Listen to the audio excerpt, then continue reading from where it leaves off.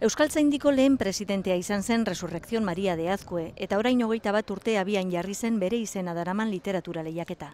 Idazle gazteak literatura mundura erakartzeko sortu ziren Azkue sariak Euskaltzaindiak banatzen ditu. 176 lan aurkeztu ziren 2012ko lehiara, eta argazkian irabazleen taldea. Narrazioan eta poesian aritu dira, 11 eta 14 urte bitartekoak atal baten eta 15 eta 18 bitartekoak beste baten. Gogoko dute idaztea guztiek, gaztetxoenak baina momentuz ez dira poesian aritzen, narrazioan aritzen dira eta ez edozelako gaiekin. Neska bati buruz, Madrila juten dela bere bikotekidekin eta tratu txarrei buruz. Neska jasotzen dituen tratu txarrei buruz.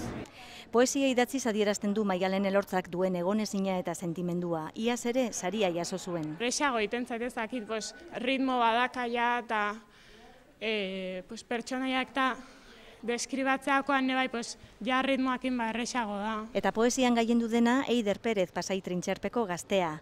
Lehenengoa eta hirugarren sariak jaso ditu. Desioaz, sexuaz eta imperfekzioez hitz egiten du bere lanetan. Eta espresatzeko ondo dago, ez azkenan gauza gutxi esan behar dituzu hitz gutxitan, eta zuzenean gaira baldin bazaz, olerki egintza ondo dator. Zuengan piztea gerorako garra, gerorako sua, hau da, euskarazko literaturgintzan jarduteko sua. Hori ez duzue inolaz ere utzi behar. Azkue sari banaketan ez da inor esku utzik joan, podium gainera igo ez denak ere, argitaratuta ikusiko duelako idatziriko lana.